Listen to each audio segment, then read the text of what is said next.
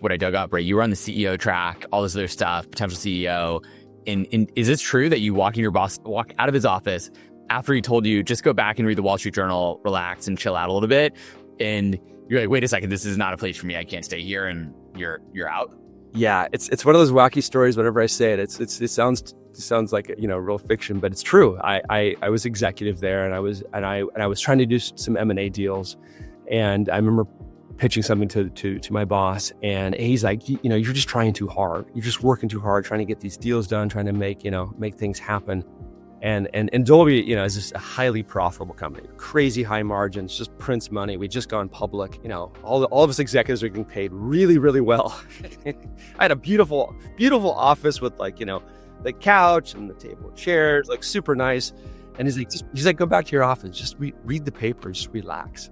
And it was a very funny moment where I told my wife that night about that conversation, and she's like, it might be time for you to go. It might not be for you. I mean, it's funny. I think I have a story similar to that. I was not an executive, but it was my first company that I worked at, and I was getting all these awards, all that other stuff. And I sat down with one of the senior HR people. I was like, hey, what's the path for me to become the same level as my boss? And he was like an SVP or something. And she literally told me, she said, it's going to be 20 years to get there.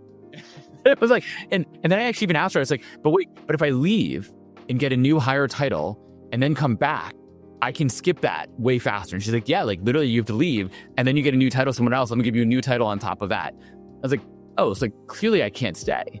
And it's just crazy to me that they thought that way and didn't imagine that you want to keep those high performers around. Okay, so you retooled, you're at Dolby, retool, and then what, you start Founders Den, and then August, basically what happened? Yeah. Well, in the book, the ebook software company was in between there briefly. But the funny backstory on Founders Den I should have mentioned was, so when I left Dolby, it's classic. I left with my box of my stuff, and I went to my house in San Francisco. The first day I'm there by myself, I'm like, this is great. I can make myself lunch. I can take a nap after lunch. Yeah, I have nothing to do. I have no responsibility. And then it was day two. I'm like, where is everybody? This is really quiet, really lonely. I want to be around people. And so over the subsequent weeks, not even months, but within weeks, I was talking with the guys about creating Founders Den, and it was just going to be an office for the four of us together. But I think I had coffee or a drink with Tim Chang, and he was a VC at Norwest Ventures at the time. And I mentioned it to him, and he's like, wait a minute, the four of you are going to get an office, you're going to share together and work on your separate companies, startups? And I said, yeah, that's the idea. And Tim said, well, what if I gave you some money and you got a much bigger space, and you could have not just the four of you, but maybe 40 people like you. They're all, pedigreed people building things. It wasn't a big check, but it was big enough of a check for us to look at, getting a bigger space. And so that's how Founders Den was born. That's crazy. And obviously some iconic people that you worked with at Founders Den and went through it as well. Okay, so you go to Founders Den and then you start building on August. Why going from Dolby? I mean, I guess maybe it can squint and see Dolby to August and smart locks, but why was that a path that made sense? Why was that something you woke up at 3 a.m. and couldn't stop thinking about? Dolby's technology is in just about every consumer electronic device.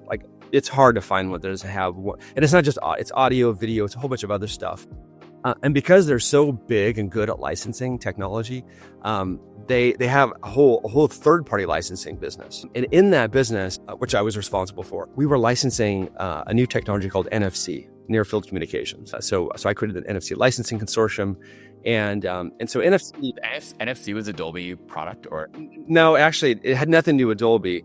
The same companies Dolby was working with on licensing other technologies were the core behind NFC. It was Sony, Nokia, France Telecom, and Philips Semiconductor. Before it became called NXP. So those four companies, basically, I was working with them to do the licensing of NFC to handsets. And we knew NFC was going to be really big for payments. Obviously, it is now with Apple Pay, and then for access control. And so I'd worked on that technology and worked on that licensing. And so I'd been thinking about NFC and is making its way into phones in the years ahead. And that's really how I came up with August. Is I wanted to make, well, at first I wanted August to be purely software. I wanted it to be just an app you put on the iPhone 1 or 2, whatever it was then. It was iPhone just came out, and it would be an app that you just use as your credential to get into your office, right? To your HID card. Well, until I found out that HID had a monopoly on that, and you can't license it. There's no way to make your phone your key for your office or your hotel. So basically, I had to make my own lock, right? And I was going to use NFC as the technology for the lock for the home. Turns out Bluetooth was better, and this new Bluetooth thing that came out same time frame. So I ended up using Bluetooth instead of NFC. But that was the genesis. I basically made a piece of hardware because I had to in order to enable my technology. It's kind of like I met the founder of Peloton years ago, and John told me he only made treadmills and bicycles because he needed a place to put his content, right? He didn't want to be in hardware, but that's how he had delivered his technology. And that's kind of what August was for me.